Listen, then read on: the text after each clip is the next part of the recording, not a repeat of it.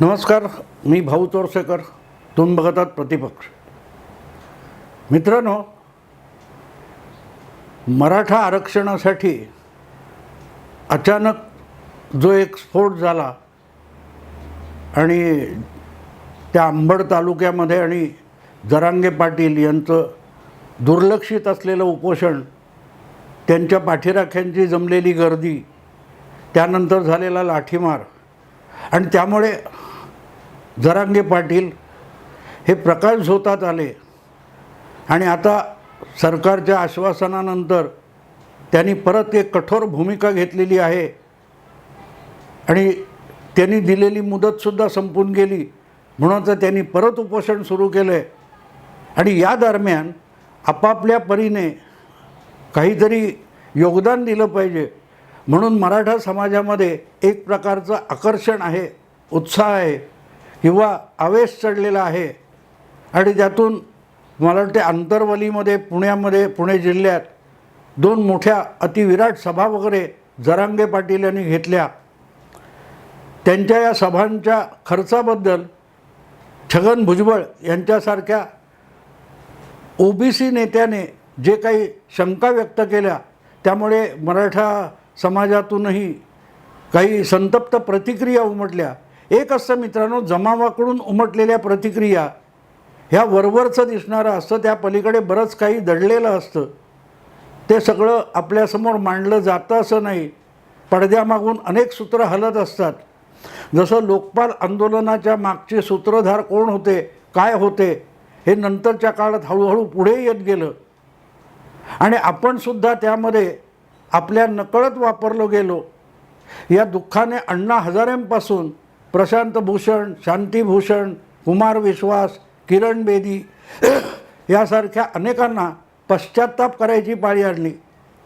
कारण केजरीवाल यांनी जे एक ड्रामा उभा केलेला होता, त्यामध्ये केवळ उत्साहाच्या भरात सादर झालेली ही सगळी पात्र होती आणि त्यांच्या नकळत त्यांना केजरीवाल, सिसोदिया वगैरे गँगने इतकं सराईतपणे वापरून घेतलं की जेव्हा त्यांचा उपयोग राहिला नाही, त्यांना अक्षरशः चिमटीत धरून कचऱ्यासारखं उकिरड्यावर फेकून दिलं. हा जो प्रकार होता, त्यापेक्षा मला वाटत नाही जरांगे पाटील यांचा जो आज प्रकाश झोतात आलेला चेहरा आहे, तो जोपर्यंत उपयोगी आहे तोपर्यंत उपयोगी राहील आणि त्यानंतर कधी त्यांच्याकडे पाठ फिरवली जाईल याचा त्यांनासुद्धा पत्ता लागणार नाही. आणि ते समजून येईपर्यंत त्यांच्यावरसुद्धा पश्चात्ताप दग्ध होण्याची पाळी येईल याविषयी माझ्या मनात शंका नाही. मी गेल्या 55 वर्षामध्ये, 60 वर्षामध्ये राजकारण जवळून बघतोय, अभ्यासतोय. अनेक चळवळी उभ्या राहिल्या, बघितल्या, कुठे बारगळल्या, फेकल्या गेल्या, पत्ता लागला नाही. त्यातून साध्य काय झालं हे बघायला गेलं तरीही त्याचं उत्तर सापडत नाही. आणि म्हणून आत्ता जे आरक्षण, मराठा आरक्षण म्हणून जरांगे पाटील यांनी उठाव केला आहे, त्यामध्ये सरकार राजकारण भरपूर चाललं आहे. आणि मी राजकारण चाललं आहे एवढ्यासाठी म्हणतो की ते आज सत्तेत कोण आहेत, काल सत्तेत कोण होते, त्यांनी आरक्षण का दिलं नाही, आजचं आरक्षण का मागितलं जातं आहे, हा माझा प्रश्न नाही आहे. प्रश्न असा आहे मित्रांनो की तुम्ही ज्यांच्याकडे मागताय त्यांच्याकडे देण्याचा अधिकार आहे का, हा प्रश्न आहे. 50% अट सुप्रीम कोर्टाने घातलेली आहे आणि त्या 50%मध्ये 2-3% अधिक जागा उरलेली नसेल तर मराठा आरक्षण देणार किती आणि कुठपर्यंत, हा सगळा विषय आहे. पण त्या तपशिलात मी आत्ता जात नाही. मी काल एका कार्यक्रमात मला प्रश्न विचारला गेला गुरुवारी, तेव्हा मी याविषयी तपशिलात बोललो. देणाऱ्याला हवं आहे बरोबर आहे, आपलं घेणाऱ्याला हवं आहे बरोबर आहे, पण देणाराही असावा लागतो. आणि ज्याच्याकडे देण्यासारखं नाही आहे तो कुठून देणार, हा पण प्रश्न आहे. त्यामुळे ज्याच्याकडून दिलं जाण्याची शक्यता आहे त्याच्याकडेच जावं लागतं.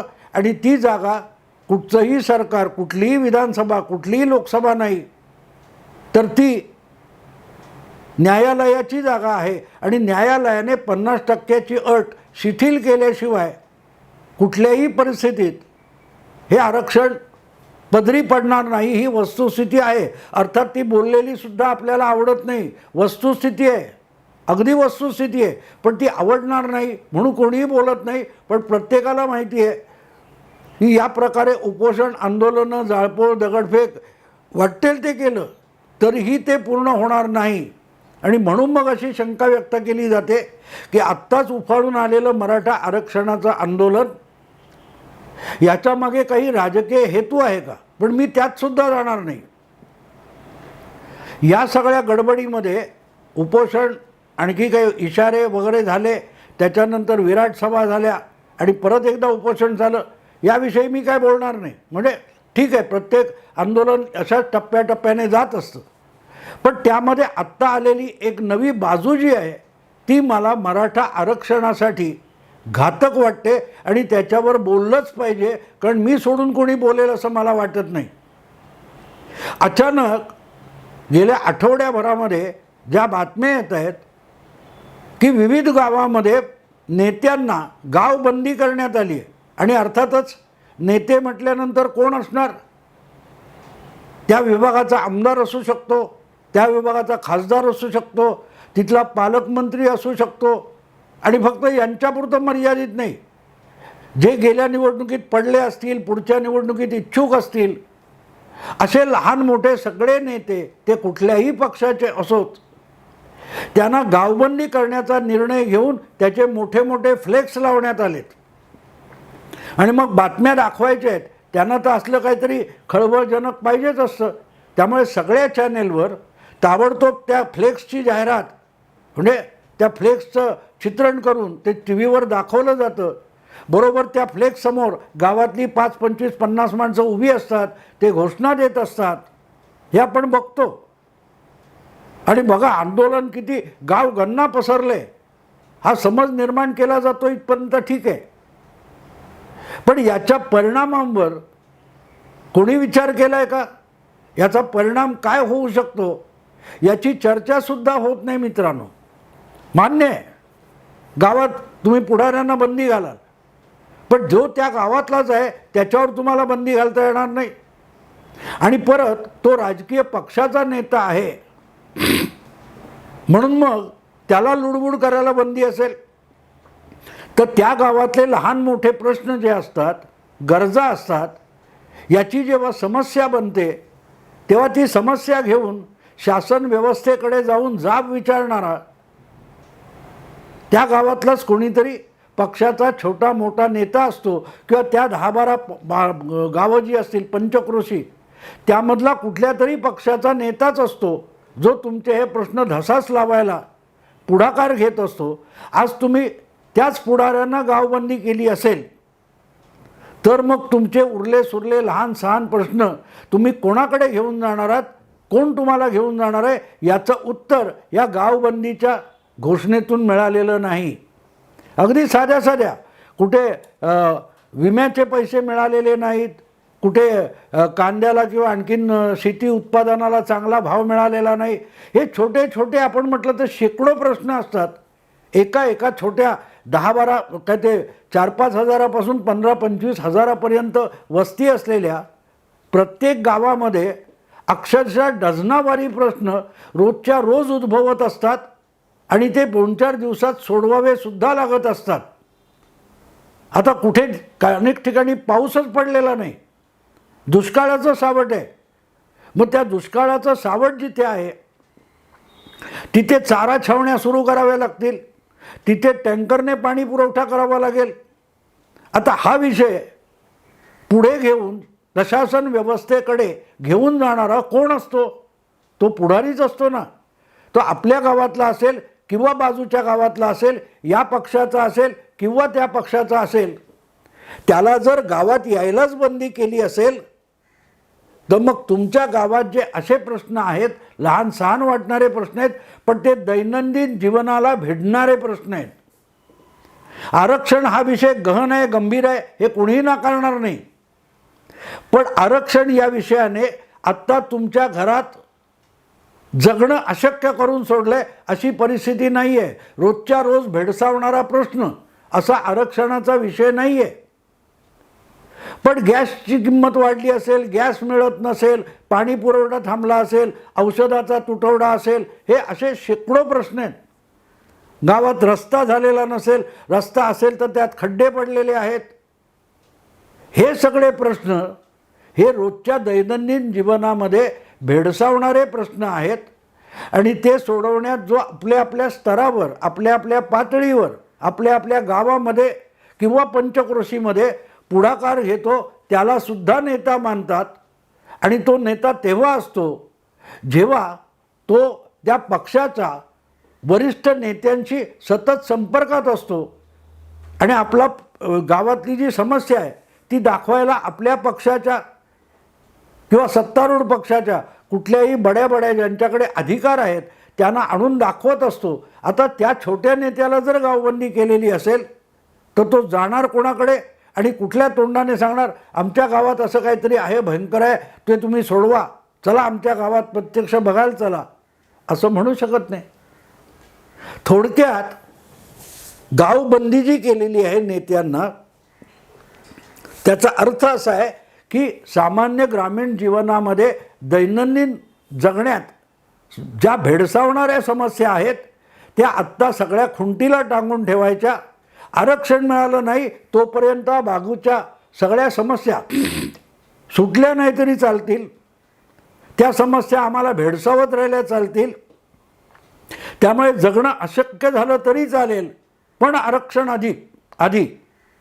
याचा अर्थ आता मी आरक्षण घेऊन येईन किंवा माझी अंत्ययात्रा निघेल असं जे टोकाचं विधान जरांगे पाटलांनी पहिल्या उपोषणात केलेलं होतं त्यापेक्षा गावबंदी याचा व्यवहारी परिणाम लांब नाही.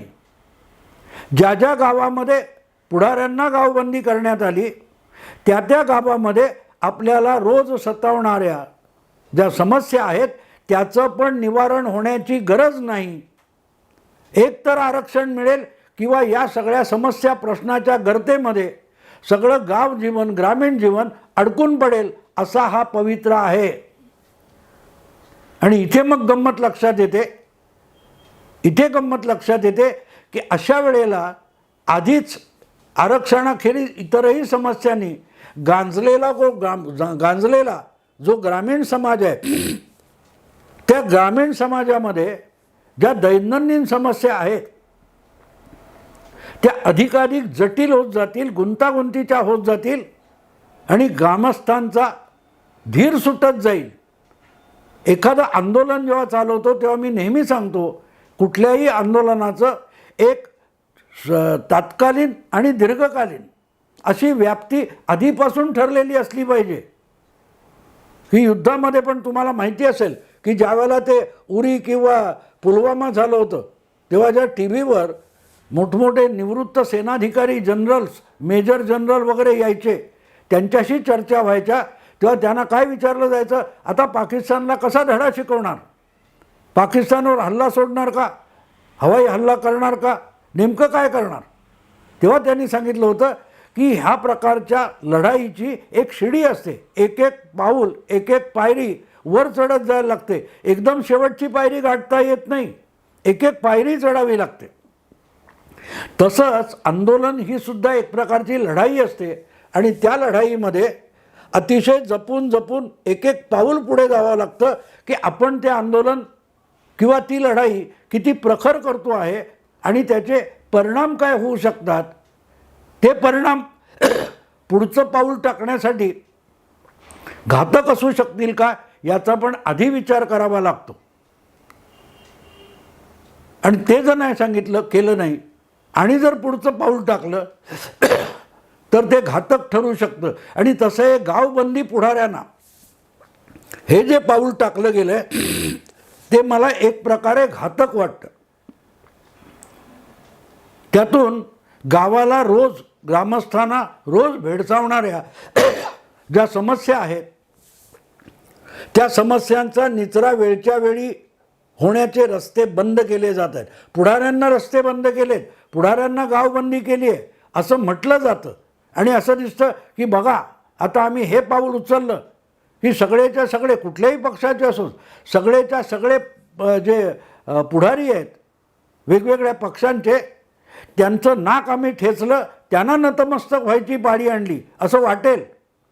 पण ते पुढारी स्थानिक पातळीवरचे किंवा तालुका जिल्हा पातळीवरचे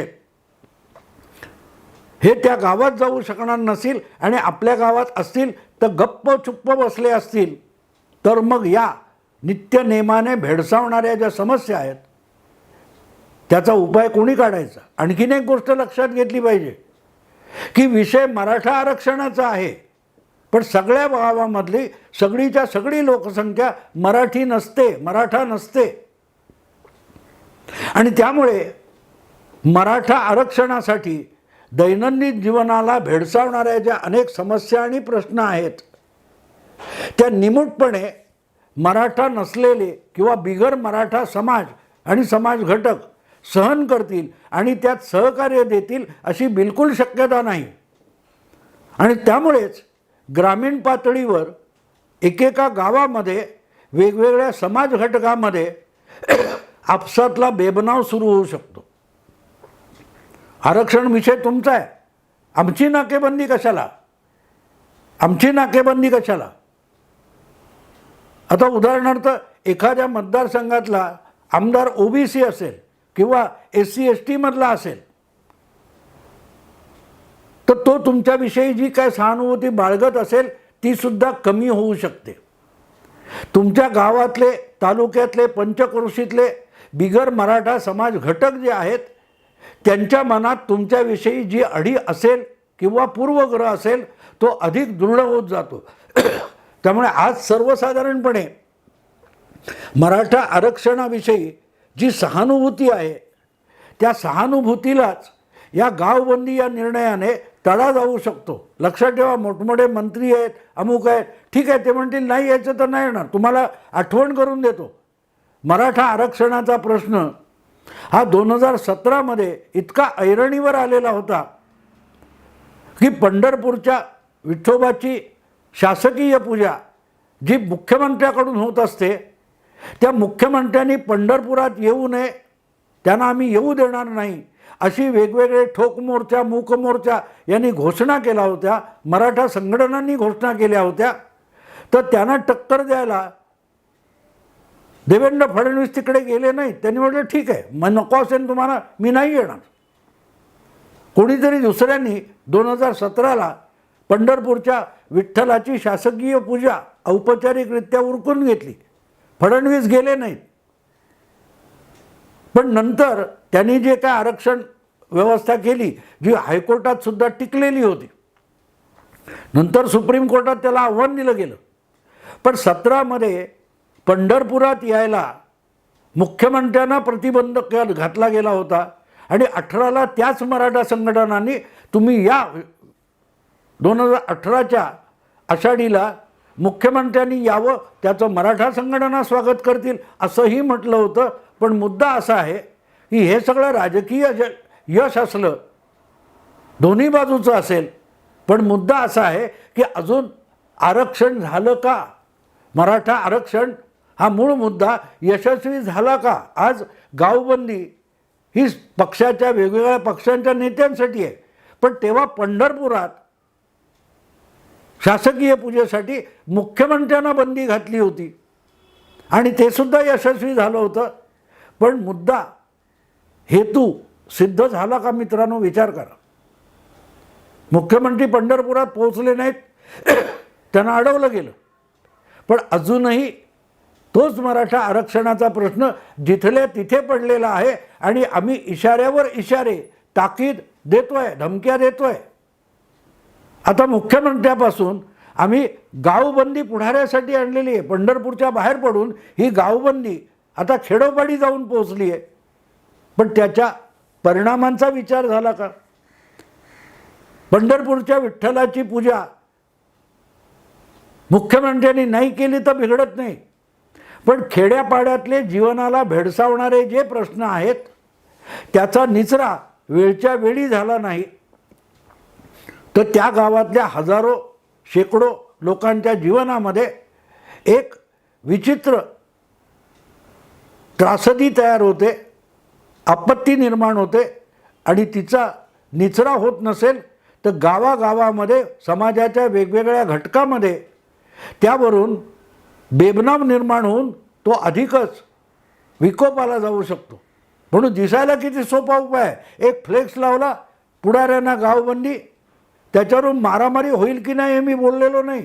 माझं म्हणणं एवढंच आहे की गावामध्ये सगळेच्या सगळे मराठे नसतात. त्यामुळेच मराठा आणि बिगर मराठा हा जो एकोपा वरवर दिसतो आहे त्याला या गावबंदीतून नको तितका तडा जाऊ शकतो. याचा आवश्यक आहे त्यांनी विचार करावा. नाही केला तरी माझं काही व्यक्तिगत बिघडत नाही.